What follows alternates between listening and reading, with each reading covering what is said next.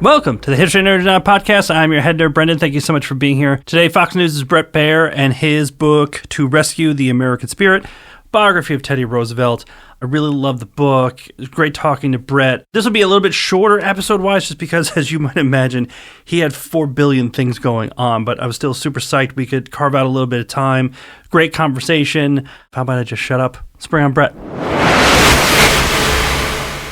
And here we are with author Bret Baier, To Rescue the American Spirit, Teddy Roosevelt and the Birth of a Superpower. Listeners, you may have heard of him. Bret, thank you so much for coming on. You bet. Thanks for having me. Now, Bret, you're not new to writing about American presidents, right? This is part of a series. Loved your last one with George Washington, this one with Teddy Roosevelt.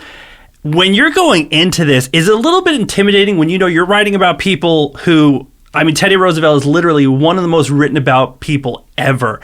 Is that kind of freeing for you? Because you're like, there's so much information out there. You sit there saying, what new thing do I have to bring to this? Yeah, this process started with, I decided I really wanted to delve into history. It never was my study. I was English and political science, but I always had a love for history. And so the process started with Eisenhower. And the first book I did was 3 Days in January, about the transition from Eisenhower to Kennedy and that farewell address. So what I did, it took a long time, about 3+ years to come up with a formula, but it was like looking through a soda straw at a moment and really getting the nuggets of that and painting a picture for the reader. And that led to another book, which was 3 Days in Moscow, about Reagan and the fall of communism and that final summit with Gorbachev.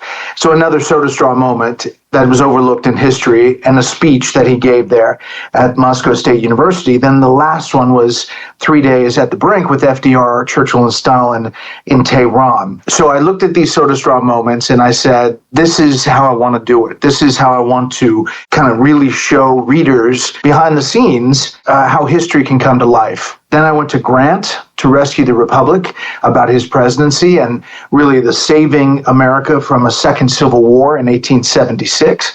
And then I went to George Washington, to your point, To Rescue the Constitution, about how if we didn't have George Washington, we really wouldn't have a country, and look into that moment in Philadelphia.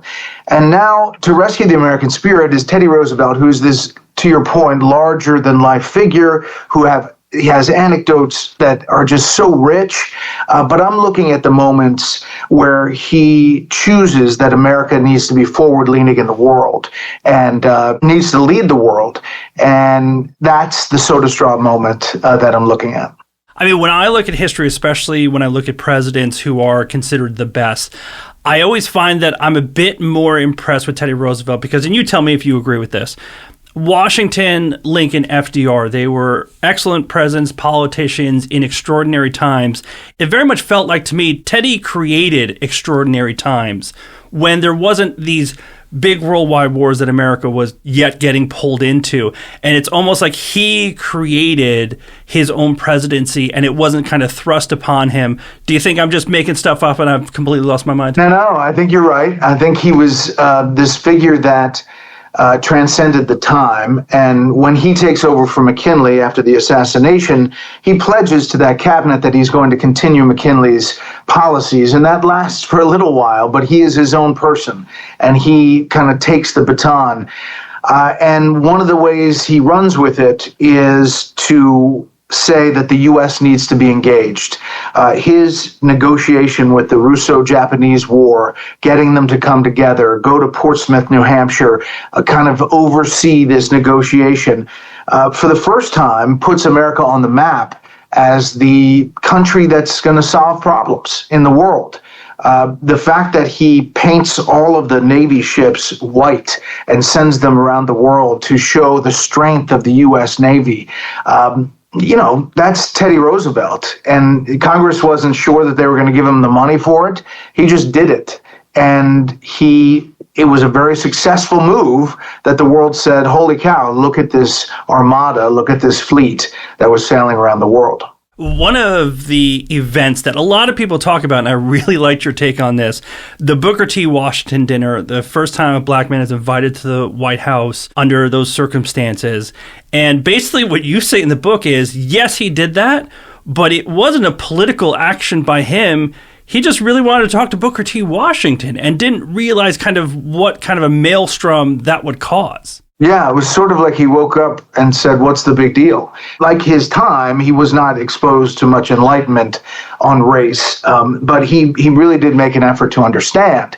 And when he reaches out, one of his first acts is to invite Booker T. Washington to dinner at the White House. And his mistake was really not realizing how big a deal it was. He was just sitting down discussing their mutual interests in the South and how they could work together, and he couldn't understand the backlash that occurred. And, in his second term, he spoke out about the importance of equality and opportunity, and it was always in his speeches. But I think he was a little bit more delicate in balancing how he was going to act, because if you moved too fast, it might undo some of the reforms that he believed were necessary and were in place.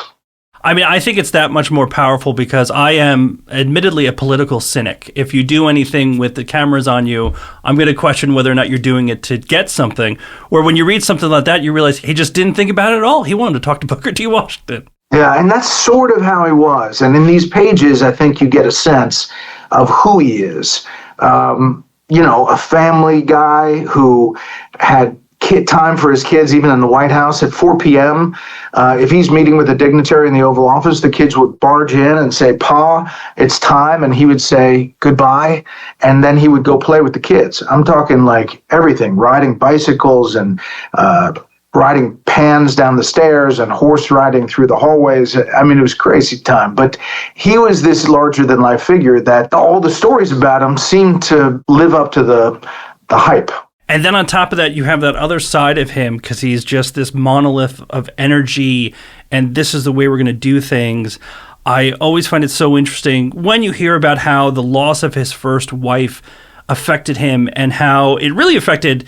He had a great relationship with his children, except for Alice, where it could be very tumultuous, basically because he couldn't bring himself right to even talk about his first wife after she died. I didn't even mention her, Alice Hathaway, and obviously his daughter's name was Alice. The wife dies, and incidentally, on the same night that his mother dies of typhoid fever, which was Valentine's Day, and it was overwhelming grief to the point where he had to escape, and he went out west after that. But the death of Alice giving birth to their daughter really crushed him. And it took him a while to even get back to deal with Alice. He handed her off to his sister.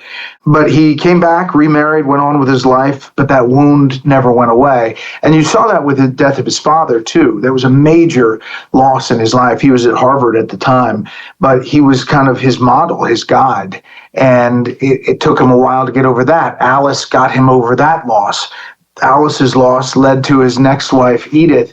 And I think the final loss was his son, Quentin, in the war, who goes down while flying. And that loss was so overwhelming that it led to TR's death at the age of 60. It's so interesting how, you mentioned those three deaths and then you have to throw McKinley in there too, that Sure. These major deaths in his life are almost like these points where something happens. For McKinley, it changes his life in a positive way, whereas like you said with Quentin, it basically almost ends his life. That this is a guy who kind of lives in the shadow of death, and it seems to make him, until the last one, kind of more vibrant once he kind of recovers. Yeah. It leads to other adventures. It leads to him sometimes needing this escapism to go out west and find himself. Part of that is he's a tough guy. And his father says, you have to keep fighting. You can't be coddled. And that comes from his early asthma where he was a weak kid. And his parents, try everything, and they some wacko things like smoke cigars and drink coffee to try to get the asthma out of you, which obviously didn't work and made him sicker. But the thing that worked was being out in the wilderness outside, and that becomes a big part of his life. But he also bulks up and becomes a boxer and decides, he's going to fight. So he is this figure. He's only 5'10", but he's burly, and he is fighting off the bad things that happen up until Quentin's death, which which at that point in his life, he's kind of winding down, and that one gives him his final punch. I want to jump back to his father for a second. There was a fact in here I did not realize, that his father actually paid somebody else to take his spot in the Civil War, which totally legal, as you say in the book. Do you think that had a huge effect on Teddy? Because, I mean, he certainly never shied away from belligerent war if that's what he felt was needed. Do you think that that was instilled in him maybe because he was a little embarrassed by that, or do you think it had nothing to do with nothing? Well, the reason Theodore, the father, does that is because of loyalty to his wife and their family, who's tied to the South. He does make this major contribution working with the Lincoln administration to try to make sure the money goes to the families who are fighting in the North. However, Theodore, the father, was ashamed of not fighting. And Teddy would later express his own sense of shame over that fact. And I think it might be the reason that TR was so adamant about fighting in the Spanish-American War, and as kind of a redemption for the fact that his father didn't fight. And, you see that in how he looks at that engagement, how he says, we got to get there, how he gets the Rough Riders. All the stories about the Rough Riders are as rich as history remembers. It does help that he had a gaggle of reporters who were with him on that trip. He commandeers a vessel as he's going over from Florida to Cuba and realizes that 2 New York Times reporters are on another ship and says, come on over here. And basically, that paints a picture of their battles. And it was intense. It was brutal.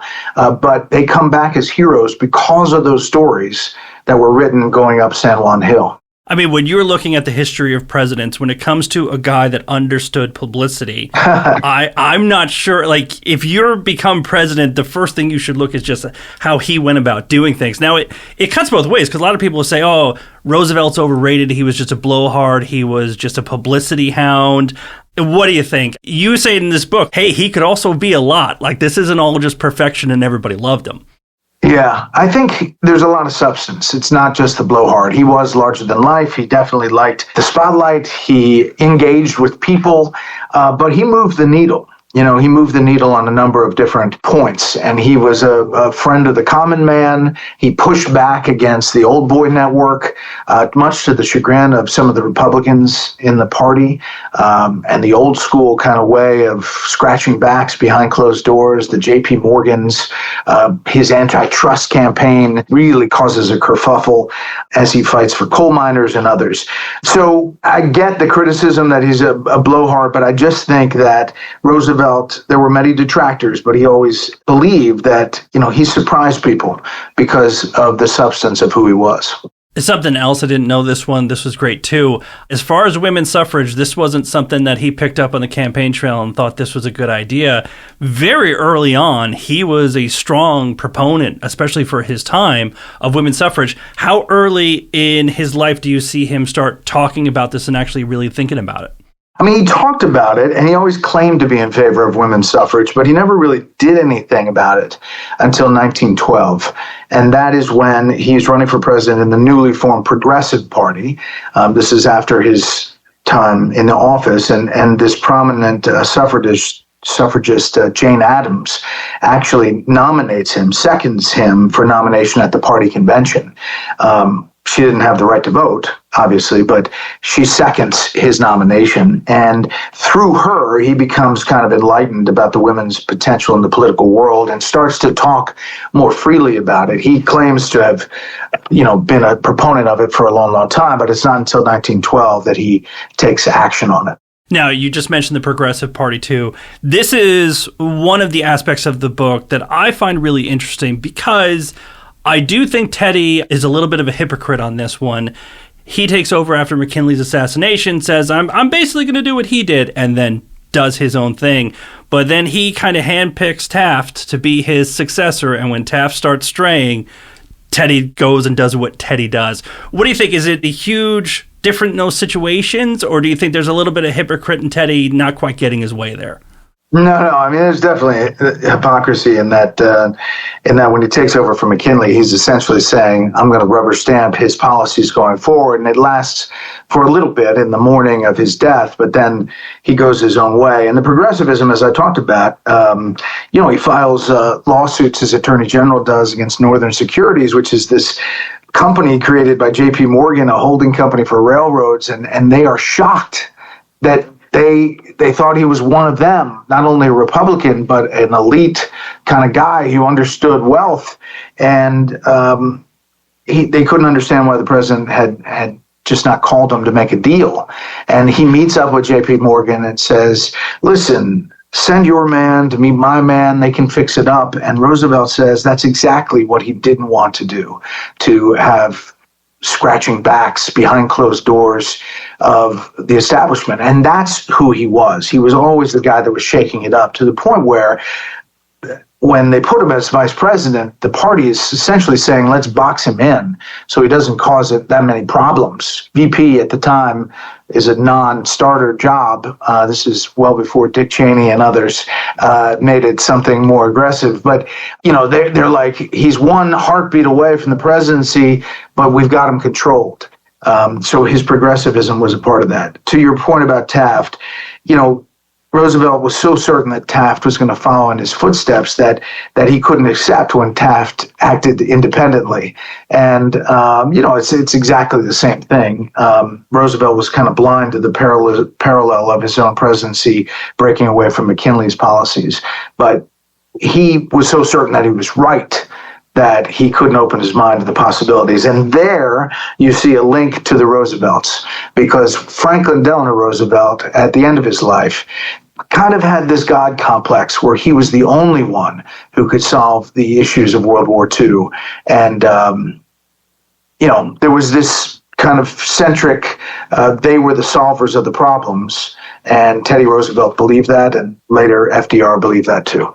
I really like to feel like Teddy at least did it a little bit nicer than FDR used to. That's right. But that's for a different book. That's for another time. Especially, I don't like to get into current politics, but I think it's worth talking about what Roosevelt put out as the new nationalism. Can you talk a little bit about what that is and kind of what it was supposed to stand for? I mean, it was his undergirding vision of progressivism. It really could be summarized as America first, with the caveat that it has to be in service of people and the world. One of the principles was serve America to serve the world, as he wrote it. And the ideology would kind of define America's global leadership throughout the 20th century. I think that's his definition of new nationalism. And it was much more forward-leaning, that the world is a better place with America in it, as opposed to America not being in it. Big question for you. I'm going to put you in a time machine. I'm going to send you back in time. You can talk to one person from this book for an hour, interview them. I'm taking Teddy off the table, though. That's way too easy. Teddy's off the table. Teddy's off the table. Who's it going to be? Who are you interviewing? Wow. If Teddy's off the table, I would interview his wife, Edith, in the years of describing the man and talking about how behind the scenes, how he was. She was a really central figure in his life, as far as not just dealing with the family, but also dealing with him. And she called him one of the 7 children, because he could be a child at some time.